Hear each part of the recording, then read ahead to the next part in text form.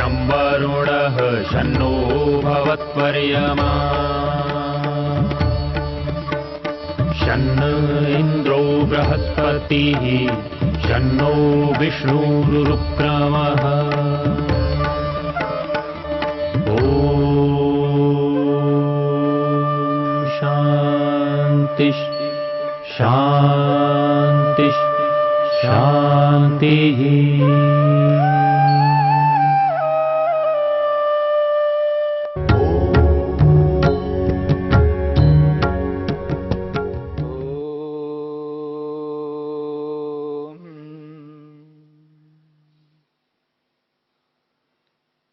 मन को रोकने के उपायों पर विचार चल रहा है। महर्षि पतंजलि ने समाधिपाद के 35वें सूत्र में 5 प्रकार के ऐसे उपाय बताए हैं, प्रत्येक व्यक्ति उन उपायों को अपना सकता है। विषयवती वा प्रवृत्तिरुत्पन्ना मनसः स्थिति निबंधनी कहा है। विषय वाली जो प्रवृत्तियां हैं, वो उत्पन्न हुई प्रवृत्तियां मन को स्थिर करने में, एकाग्र करने में कारण बनती हैं। और जो प्रवृत्तियां हैं वो प्रत्यक्ष प्रवृत्तियां हैं, जो संयम के माध्यम से प्राप्त होने वाली प्रवृत्तियां हैं, जिनको दिव्य गंध, दिव्य रस, दिव्य रूप, दिव्य स्पर्श और दिव्य शब्द के नाम से प्रस्तुत किया है। और इन उपलब्धियों को प्राप्त करके मनुष्य मन को स्थिर कर सकता है, एकाग्र कर सकता है, संशय को मिटा सकता है और समाधि प्रज्ञा की ओर अग्रसर हो सकता है। इसलिए महर्षि वेदव्यास ने स्पष्ट शब्दों में कहा है, इत्येता वृत्तयः उत्पन्नाः चित्तं स्थितौ निबध्नन्ति संशयं विधमन्ति समाधि प्रज्ञायां च द्वारी भवन्ति इति। ये प्रत्यक्ष अनुभूतियां जो उत्पन्न हो रही हैं, ये उत्पन्न होकर के मन को स्थिर करने में समर्थ बनती हैं और मन को ऐसा बना देती हैं जिससे मनुष्य संशय से दूर हो जाता है। ये उपलब्धियां संशय को मिटा देती हैं और समाधि प्रज्ञा की ओर मनुष्य को, योगाभ्यासी को अग्रसर करती है। महर्षि वेदव्यास ने एक बहुत विशेष बात कही है, जिस ओर प्रत्येक योगाभ्यासी को ध्यान दे करके समझना चाहिए। वो ये कहते हैं, यद्यपि ही तत्तत् शास्त्र अनुमान आचार्योपदेशै अवगतम अर्थतत्वम सद्भूतमेव भवति। महर्षि वेदव्यास कहते हैं, यद्यपि तत्तत् शास्त्र अनुमान आचार्योपदेशै अवगतम अर्थतत्वम सद्भूतमेव भवति।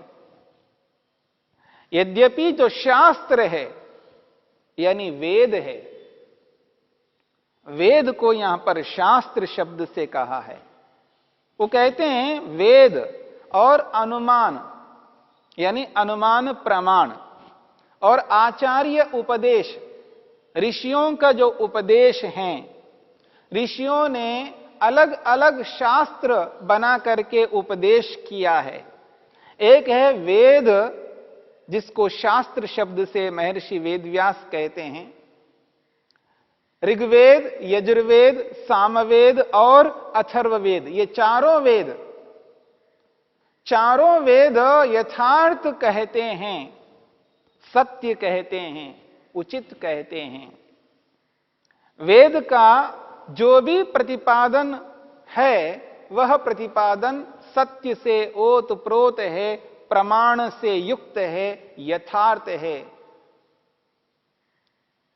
और जो अनुमान हम लगाते हैं, प्रत्यक्ष के आधार पर जो हम अनुमान करते हैं, वह अनुमान यथार्थ होता है, क्योंकि वो प्रत्यक्ष पूर्वक होता है।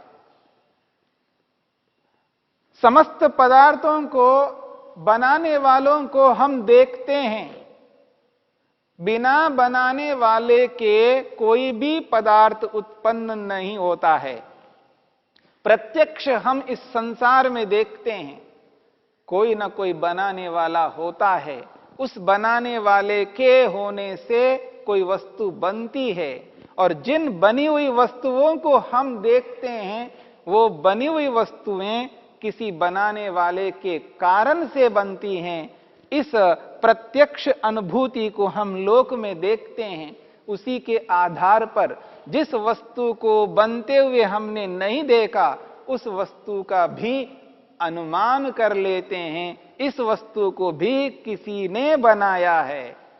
किसने बनाया है उसे हमने नहीं देखा, लेकिन यह निश्चित बात है किसी ने बनाया है। ठीक इसी प्रकार से सारा का सारा ब्रह्मांड, ये संसार, ये जगत उत्तम रीति से बना हुआ है, तो इस बने हुए जगत को, संसार को देख करके भी अनुमान होता है इस जगत को भी किसी ने बनाया है। हां, वो मनुष्य नहीं हो सकता, क्योंकि व्यापक है संसार। आज तक किसी भी वैज्ञानिक ने, साइंटिस्ट ने इस संसार का अंत नहीं पाया है। बहुत लंबा चौड़ा ये संसार है। इतने बड़े संसार को, जिसमें पृथ्वी, सूर्य, बड़े बड़े पदार्थ जो हैं, इनको मनुष्य नहीं बना सकता, लेकिन बुद्धिमत्ता पूर्वक ये पदार्थ बने हुए हैं और व्यवस्थित हैं। इसलिए आज बुद्धिमान को ये प्रतीति होती है, इनको भी बनाने वाला कोई है। वह कौन है ये अलग बात है, लेकिन कोई तो है। यह है अनुमान प्रमाण। महर्षि वेदव्यास कहते हैं, यद्यपि ही तत्तत् शास्त्र अनुमान। तीसरी बात कहें, आचार्य उपदेशई। आचार्यों का जो उपदेश है, यहां पर आचार्य ऋषियों के लिए संकेत कर रहे हैं।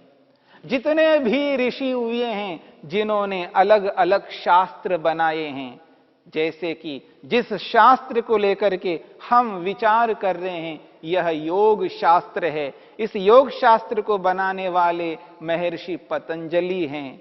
सांख्य को बनाने वाले महर्षि कपिल हैं। वैशेषिक दर्शन को बनाने वाले महर्षि कणाद है। न्याय शास्त्र को बनाने वाले ऋषि महर्षि गौतम हैं। वेदांत शास्त्र को बनाने वाले ऋषि महर्षि वेदव्यास हैं। और मीमांसा को बनाने वाले ऋषि का नाम जैमिनी है। ऐसे अलग अलग ऋषियों ने अलग अलग शास्त्र हमारे सामने रखे हैं, हमारे कल्याण के लिए रखे हैं। तो महर्षि वेदव्यास कहते हैं, यद्यपि ही तत्तत् शास्त्र अनुमान आचार्योपदेशई। आचार्यों का उपदेश, अनुमान प्रमाण और वेद रूपी शास्त्र, इनके द्वारा जो अर्थ तत्व है, जो पदार्थ है, उसको अवगतम जाना जाता है। यद्यपि ही तत्तत् शास्त्र अनुमान आचार्योपदेशई अवगतम अर्थ तत्वम। इन तीनों के माध्यम से जो जाना जाता है अर्थ, वो अर्थ सद्भूतमेव भवति, यथार्थ ही होता है। क्योंकि वेद ने कहा है, किसी और ने नहीं कहा। वेद ने कहा है, इसलिए वो उचित है, सत्य है, न्याय से युक्त है। और अनुमान प्रमाण ने कहा है तो वो उचित है, सत्य है। और ऋषियों ने कहा है तो भी सत्य है। क्योंकि ऋषि केवल ऋषि नहीं होता है, ऋषि मंत्र दृष्टा होता है, जिसने यथार्थ साक्षात किया हुआ होता है। वह धर्म को स्वीकार किया हुआ होता है, न्याय को अपनाया हुआ होता है। वो सत्यमानी होता है, सत्यकारी होता है, सत्यवादी होता है, असत्य आचरण नहीं करता है। मनुष्य मात्र के कल्याण के लिए वो उपदेश करने वाला होता है, उसी को ऋषि कहते हैं, हर किसी व्यक्ति को नहीं है। ऐसे ऋषियों का उपदेश भी यथार्थ होता है, इसलिए कहते हैं सद्भूतमेव भवति, यथार्थ ही होता है। जो वेद ने कहा वह यथार्थ होता है, जो अनुमान प्रमाण ने कहा वह भी यथार्थ होता है, और जो ऋषियों ने कहा है वो भी यथार्थ होता है। क्यों? एतेषाम यथाभूतार्थ प्रतिपादन सामर्थ्यात्, महर्षि वेदव्यास कहते हैं एतेषाम यथाभूतार्थ प्रतिपादन सामर्थ्यात्, वेद में यथार्थ को प्रतिपादित करने का सामर्थ्य है। वेद में यथार्थ को प्रस्तुत करने का सामर्थ्य रखता है वेद। वेद में यह सामर्थ्य है, जो वस्तु जैसी है उसको वैसा ही प्रस्तुत करता है, क्योंकि ईश्वर ने कहा है। ईश्वर सर्वज्ञ हैं, इसलिए ईश्वर वेद के माध्यम से यथार्थ वस्तु को ही प्रस्तुत करता है। और अनुमान प्रमाण में भी यह सामर्थ्य है, वो यथाभूतार्थ प्रतिपादन सामर्थ्यात्, जो वस्तु जैसी है उसको प्रमाण, अनुमान प्रमाण वैसा ही प्रस्तुत करता है। और जो ऋषियों ने जो भी इन शास्त्रों में बताया है वह भी यथार्थ ही होता है। लेकिन महर्षि वेदव्यास ने बहुत बड़ी बात कही है, तथापि यावद एकदेशोपि कश्चित न स्वकर्ण संवेद्यो भवति। फिर भी महर्षि वेदव्यास कहते हैं यावत एक देशोपि, जो वेद ने बताया है, जो अनुमान प्रमाण कहता है, जो ऋषि लोग कहते हैं, जिन विषयों को हमारे सामने रखते हैं, यद्यपि वो सत्य होते हैं, यथार्थ होते हैं, क्योंकि यथार्थ रखने का सामर्थ्य उनमें होता है, फिर भी महर्षि वेदव्यास कहते हैं यावत एक देशोपि, जब तक मनुष्य उनमें से किसी एक को स्वकर्ण संवेद्यो भवति, जब तक वो किसी एक विषय को प्रत्यक्ष करके नहीं देखता है, तावत सर्वं परोक्षमिव आ अपवर्गादिषु सूक्ष्मेषु अर्थेषु न दृढ़ाम बुद्धिम उत्पादयति। बहुत बड़ी बात कही है। महर्षि वेदव्यास कहते हैं यदि मनुष्य यानी योगाभ्यासी वेद में जो कहा है, अनुमान जो कहता है, ऋषि जो कहते हैं, उनमें से किसी एक भी विषय को जब तक प्रत्यक्ष करके नहीं देखता है, साक्षात अनुभव करके नहीं देखता है, तब तक सर्वम, सब जो वेद ने कहा उन सब को, अनुमान प्रमाण जो कहता है उस सब को, ऋषि लोग जो कहते हैं उन सब को वो विषय नहीं बना पाता है। उन पर वैसी श्रद्धा उत्पन्न नहीं हो पाती है, वैसा विश्वास उत्पन्न नहीं होता है। इसलिए कहते हैं सर्वम परोक्षम इव, सब परोक्ष के समान, प्रत्यक्ष तो है नहीं, बहुत दूर की बात है। परोक्षमिव आ अपवर्गादिषु, मतलब वो कहते हैं मुक्ति तक, मोक्ष तक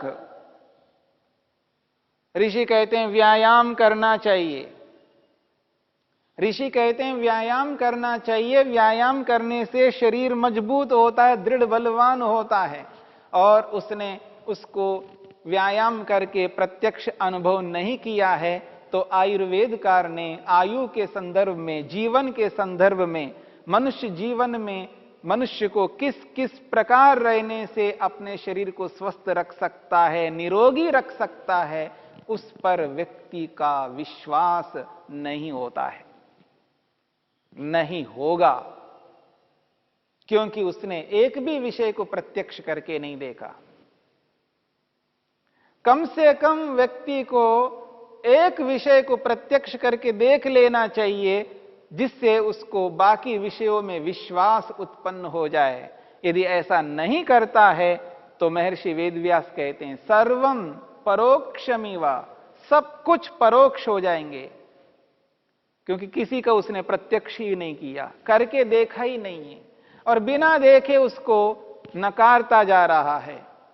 सर्वम परोक्षमिवा आ अपवर्गादिषु, मुक्ति पर्यंत जितने भी विषय हैं, सूक्ष्मेषु पदार्थेषु, जितने भी सूक्ष्म पदार्थ हैं, आत्मा, परमात्मा, महतत्व रूपी बुद्धि, अहंकार रूपी यंत्र, मन, ज्ञानेन्द्रियां, कर्मेंद्रियां, तन्मात्राएं, ये सारे के सारे सूक्ष्म पदार्थ हैं।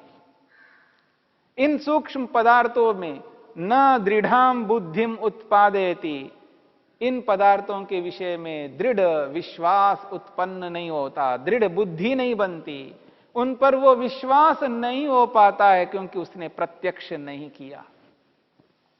इसलिए महर्षि वेदव्यास कहना चाहते हैं, वो ये कहना चाहते हैं, हे योगाभ्यासी, तुम कम से कम इन समस्त पदार्थों में किसी एक पदार्थ को प्रत्यक्ष करके देख लो, किसी एक विषय को अनुभव करके देख लो। यदि एक विषय को अनुभव करके देख लोगे तो बाकी जिनको आपने अनुभव नहीं किया है उनमें भी विश्वास उत्पन्न हो जाएगा, श्रद्धा उत्पन्न हो जाएगी। इसलिए वो कहते हैं तस्मात् शास्त्र अनुमान आचार्योपोद्बलात् अवश्यमेव कश्चित अर्थ विशेषः प्रत्यक्षी कर्तव्यः। महर्षि वेदव्यास कहते हैं इसीलिए शास्त्र के द्वारा प्रतिपादित, अनुमान के द्वारा प्रतिपादित या आचार्यों के द्वारा उपदेश किए हुए उन पदार्थों में से किसी एक को अवश्य रूप से प्रत्यक्ष करके देख लेना चाहिए। जब व्यक्ति उनमें से किसी एक को प्रत्यक्ष करके देख लेता है तो महर्षि कहते हैं तत्र तद उपदिष्टार्थेकदेशः प्रत्यक्षत्वे सति सर्वम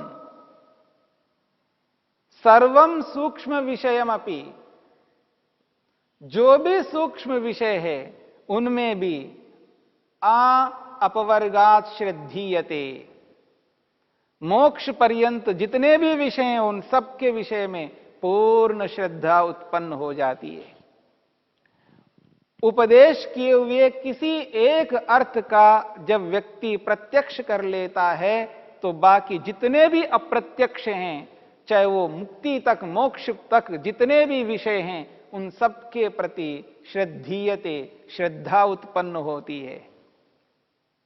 और श्रद्धा उत्पन्न करने के लिए मनुष्य को कम से कम एक विषय को प्रत्यक्ष करके देख लेना चाहिए। इसलिए महर्षि वेदव्यास ने दिव्य गंध की अनुभूति करने के लिए कहा है, दिव्य रस की अनुभूति करने के लिए कहा है, दिव्य रस की अनुभूति करने के लिए, दिव्य शब्द की, दिव्य स्पर्श की अनुभूति करने के लिए बात कही है। और इनको अनुभव करके और उन बड़े बड़े सूक्ष्म विषयों का भी अनुभव करने में सक्षम हो जाएंगे, क्योंकि उसमें पूर्ण श्रद्धा उत्पन्न हो जाएगी।